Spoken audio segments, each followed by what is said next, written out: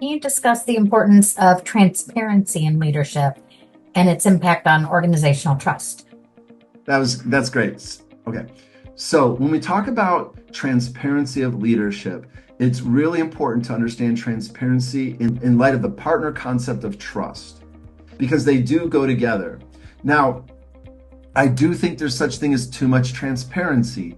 And I think even people in the organization might say, yeah, there's things I don't really want to know. Like there's things I want to know, but then there's things I don't want to know or need to know. So it's a very difficult call to make.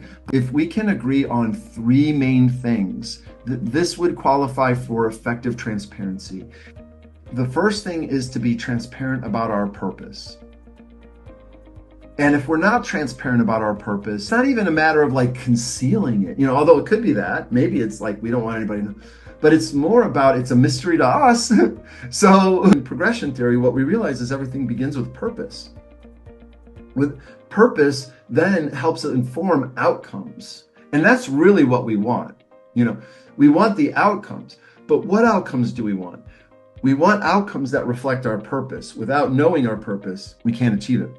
So the first thing, well, those are the first two things we need to know, our purpose and our outcomes.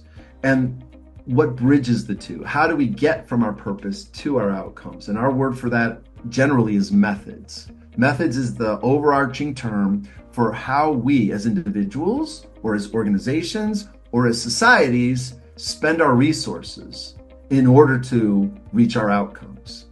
That's what a method is. And by being clear and transparent on these three things, that's how we can build optimal alignment within an organization. These are the three things that matter. Why are we here? Why do we exist? That's our purpose.